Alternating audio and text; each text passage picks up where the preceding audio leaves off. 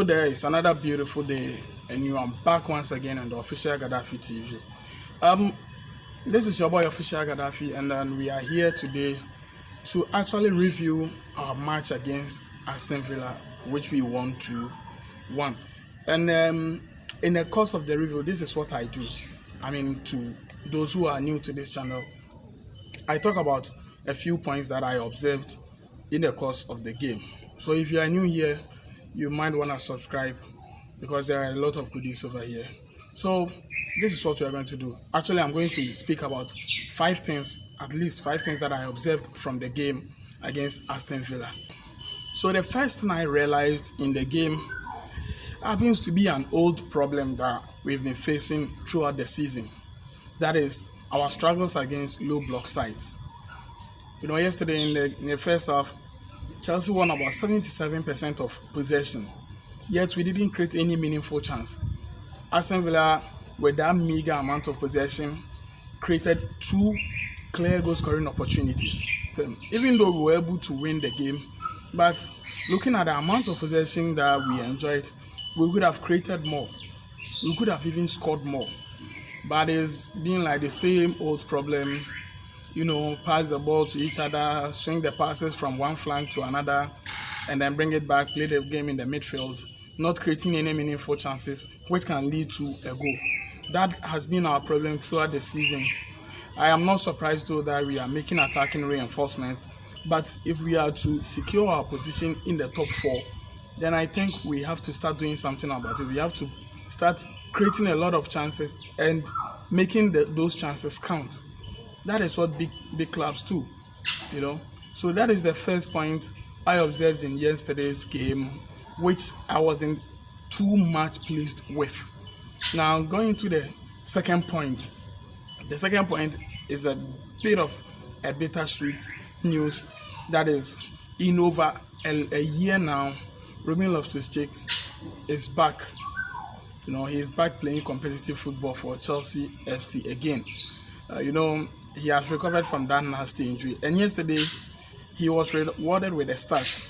In my previous video, I told you that the guy is very fit and he was doing marvelously well in training and in the 2 friendly matches that he played. Then in the second one he got a brace, but yesterday you can't have much to say about his performances. But if you use that against him, then we are not being fair to him, because this is a guy who has been out for over a year now, and this happens to be his first competitive game. It was an away match, and then he started. Personally, I thought Pulisic should have started ahead of him. Coming from that long injury layoff, the manager should have, brought him in the second half, like taking things slowly with him. But he is very confident in the boy, so he started with Ruben, and even though he didn't perform like a typical Ruben would have performed, you don't have to blame him because he is coming back from injury, and I think it's a good news that we have him back in the squad. And mind you, he was even played out of position. In my 5 talking points video, in my previous video, I spoke about the fact that Pedro wasn't willing to play again, so Ruben was used on the left flanks, with Mason in the middle. So I think it's a good news, even though his performances were not something to write home about, but it's good to have Ruben back. Now, our third point goes to another wonderful performance from N'Golo Kante. For a long time now, for more than almost 2 seasons now, yesterday we were able to see N'Golo Kante playing as a deep midfielder. Sitting right in front of the defense.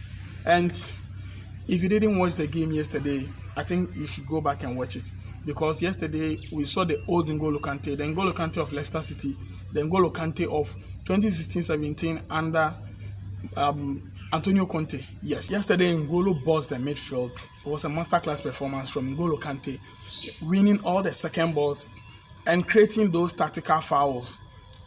Yesterday everything was good for Kante. His passes were superb. Those forward passes, long range passes, everything was on point. And yesterday, I think N'Golo Kante should be the man of the match, because yesterday the performances from N'Golo Kante, especially coming back to a position where he feels much more comfortable, making that last ditch foul. Those were chances which could have led to a goal, which could have led to an Aston Villa equalizer. But we had Ngolo the General in the fray of things.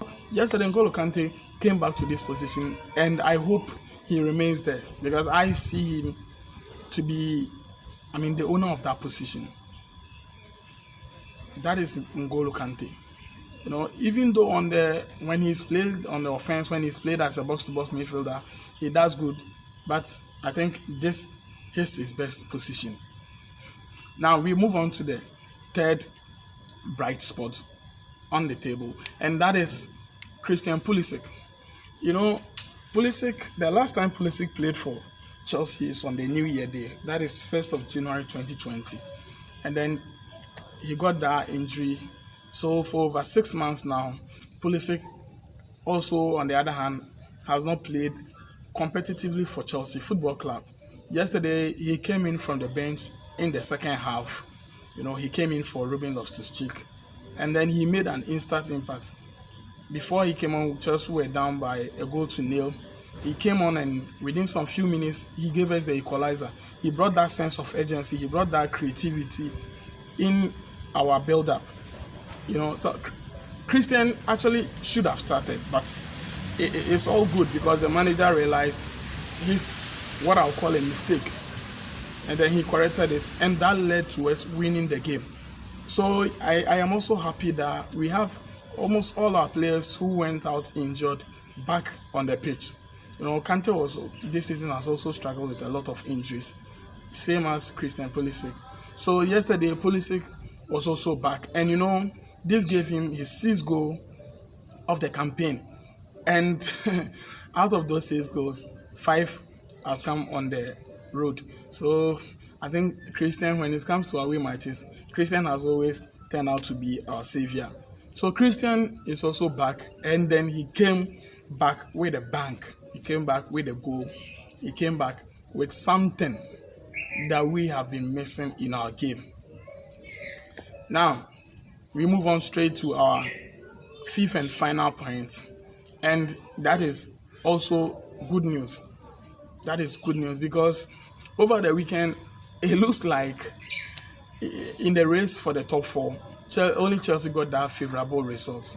Going into this round of matches, Leicester City were leading Chelsea by 5 points, and Chelsea on the other hand were leading Manchester United by 3 points. Now, Leicester City played a 1-1 draw against Watford, and Manchester United also played a 1-1 draw against Tottenham Hotspur. Only Wolves, in the race for the top 4, only Wolves was able to win. And now this results, Chelsea's 2-1 win over Aston Villa, has blown the top 4 race wide open. Liverpool and City are there. I can say they have already made it to the Champions League. And for quite some time now, it looks like Leicester City was securing the, 3rd position on the league log. But as it stands currently, with 3 points between Leicester and Chelsea, I think the race is wide open.